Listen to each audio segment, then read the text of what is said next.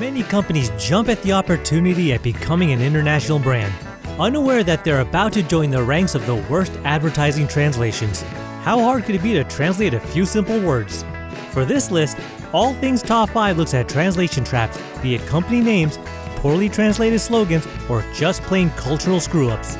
And this is my universal translator. Unfortunately, so far it only translates into an incomprehensible dead language. Hello. Bonjour. Crazy gibberish. Number 5. Coors, Turn It Loose. The Rocky Mountain Ice Cold Beer Company, Coors, learned the hard way that American slang doesn't translate well in the Spanish market. When Coors introduced its Turn It Loose campaign, the company underestimated the importance of a proper translation. The translation of the slogan used an expression commonly interpreted as suffer from diarrhea or get loose bowels. Although in the US, Britain, and the rest of the English-speaking world, this is a perfectly reasonable advertising slogan.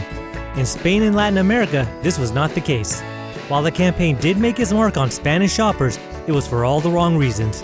Needless to say, Coors did not want to induce this type of reaction from their customers and quickly altered the slogan. Only a little something extra came out.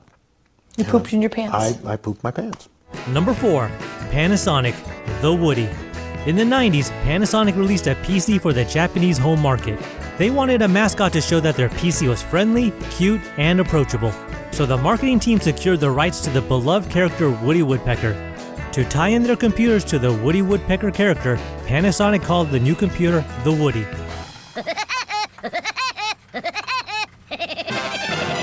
To make matters worse, Panasonic decided to differentiate the touchscreen capabilities of their computer from their competitors by naming it the Touch Woody, the Internet Pecker. An American woman working for the company let the marketing team know why foreign journalists were snickering during the pre-release briefing. It was too late to change the Woody name, but Panasonic did change Touch Woody to Woody Touchscreen. My ding-a-ling! My ding-a-ling! I want you to play with my ding-a-ling! This act is over! Well, ladies and gentlemen, I'd like to put this filth behind us. Number 3. Frank Perdue, Tough Man, Tender Chicken. In 1971, Perdue Farm embarked on his first major advertising campaign. They came up with a clever slogan, "It takes a tough man to make a tender chicken."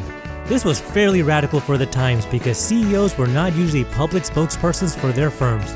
The campaign was so successful that Frank Perdue went on to appear in over 200 Perdue Farms television commercials. While trying to penetrate into the Mexican market, the slogan didn't translate well into Spanish. It ended up translating to, "It takes a hard man to make a chicken aroused." Now y'all ain't planning on these chickens, are you? Number 2. Nokia Lumia. In eager anticipation to release its first line of smartphones that run on Windows Mobile OS, Finnish phone maker Nokia inadvertently named its smartphone after Spanish call girls. It seems that the team in charge of naming the phone didn't complete its research when entering the Spanish market. The street slang of the word Lumia translated into whore, hooker, prostitute, or streetwalker. Nokia was clearly losing market share in the smartphone market and needed every bit of publicity to get people talking about their phone. Yes, people were mentioning Nokia and Lumia all over the web, but was it for the right reasons?